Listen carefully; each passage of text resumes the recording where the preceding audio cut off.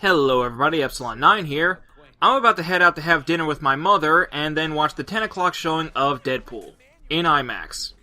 I probably could have gone to an earlier showing, but she wanted to see it together, and while she may also be a huge Deadpool fan, she has a busy life.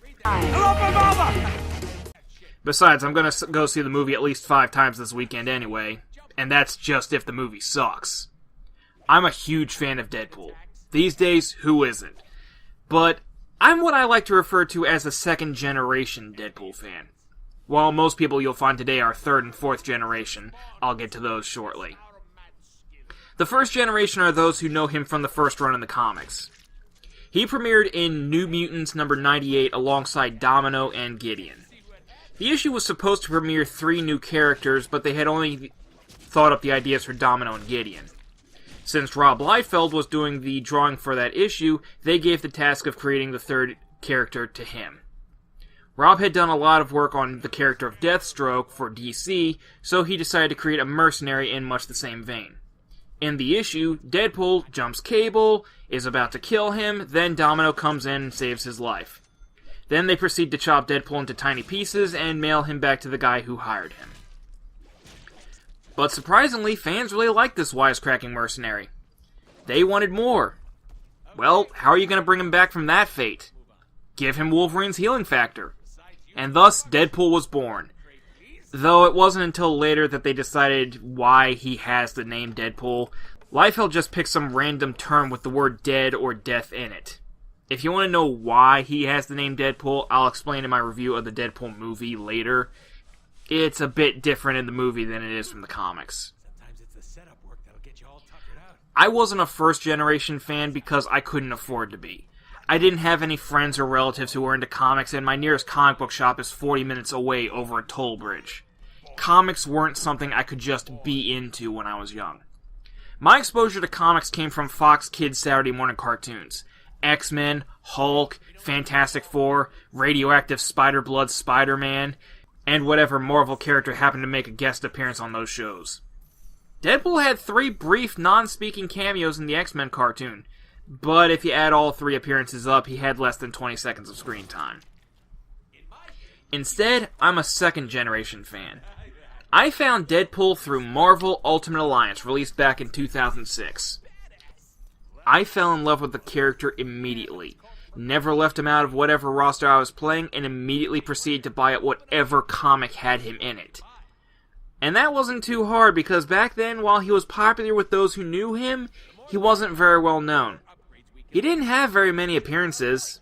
Bless whoever decided to put this little-known character in this game with so many of the big-name characters, like Spider-Man and Doctor Strange.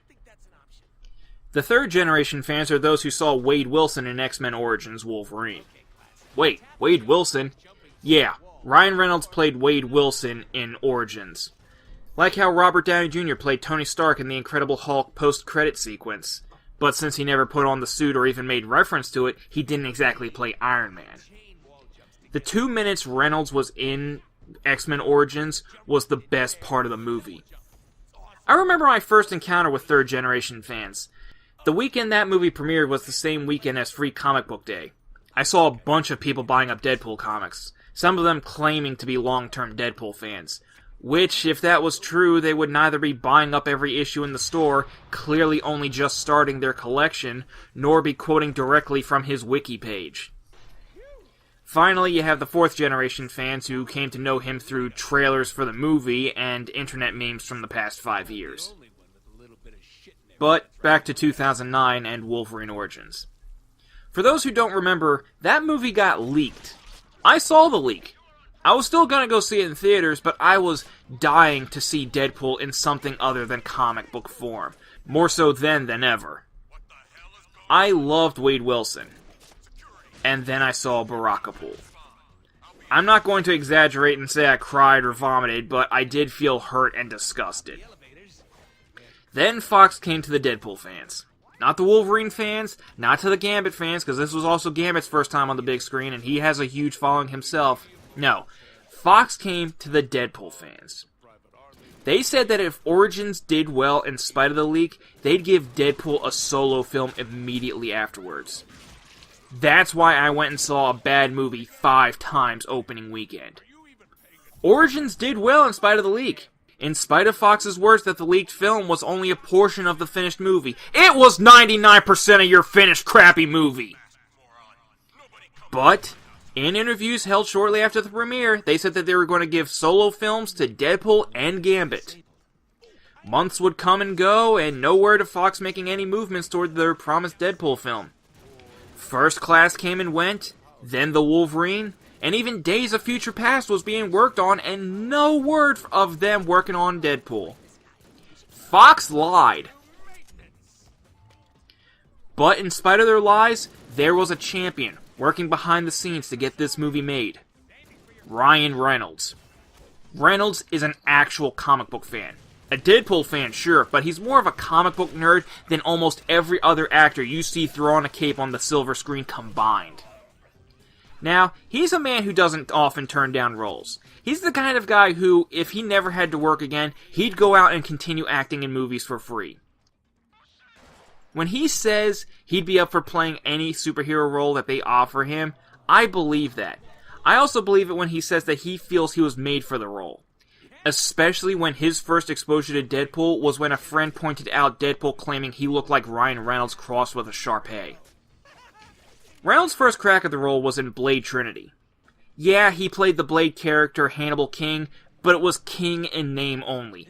Reynolds and the then head of Marvel Studios, Avi Arad, both liked the character of Deadpool and both wanted Reynolds to play him. And while the performance was well received, it was somewhat lost in an underperforming movie. Years later, Wolverine Origins. Anyone remember that scene with the swords? Fox offered to CGI that sequence for Reynolds, but Reynolds said, "No, that's alright, I'll learn to do it myself." And he did. That's dedication. After Origins premiered and Fox made no effort toward the Deadpool movie, Reynolds went and got Rhett Reese and Paul Wernick, the writers who are responsible for Zombieland. Neither really knew Deadpool, so Reynolds gave them some of his own comics. The two became fans and were eager to write the script. They pitched the script to Fox, and Fox said, "Looks good. We'll just hold on to this." I believe Reynolds was also responsible for roping in the director Tim Miller, but I'm not sure about that. Anyway, years passed, Reynolds played the Green Lantern, and regrets that movie as much as anyone. Everyone's seen the joke about the green animated suit in the Deadpool trailers. Reynolds didn't even see what the finished suit looked like until after the movie came out. But the Deadpool suit is real. I believe he got a copy of it to keep, and you can see a lot of videos of him dicking around in it on the net. And I thought it was awesome about how much Robert Downey Jr. just basically became Tony Stark after he picked up the role. Reynolds is very much becoming Deadpool. Reynolds often puts on the suit and just goes to cancer wards to see young kids with cancer. Because, in case you didn't pick it up from the trailer, yeah, Deadpool has cancer. I digress. Around the time the Green Lantern movie came out, the original script got leaked. I read it because I was pretty sure that if the movie was ever going to get made at that point, it would be so far down the line that this script would have been forgotten. I wanted to know what could have been. I read it, and I loved it. And, judging by the trailers, they kept the script. The only major differences I've seen are that Gina Carano's Angel Dust and Brianna Hildebrand's Negasonic Teenage Warhead characters weren't in the original script. Although, to be fair, the only two female characters who were in the original script were Deadpool's love interest Vanessa and Blind Al. Again, I digress. Years pass, no word on a Deadpool movie, I have all but given up hope, and then the test footage leaked. And the internet blew up. Not only was Deadpool more popular than Fox thought, but even non-fans were clamoring over the footage. Cut to a little over a year later, and here we are. The movie I've been waiting 10 years to see. I'm excited, but a bit concerned. Deadpool is a hard character to write, as it's difficult enough to balance action and comedy, but it's also even harder to balance it out with drama, because Deadpool does have a legitimately tragic past. Even more so if this movie gets a sequel and they introduce the character of T-Ray in that side story. But I've read the script, so I feel confident in this movie at least. even if they did add a bit more gore and toilet humor than was ever in the source material, simply to appeal to the lowest common denominator. All the same, I did take off work tomorrow, not just to see the movie a couple more times, but because I know I'm going to be exhausted tomorrow, having sat in the theater for almost 2 hours, vibrating like a chihuahua on a marital aid from sheer excitement.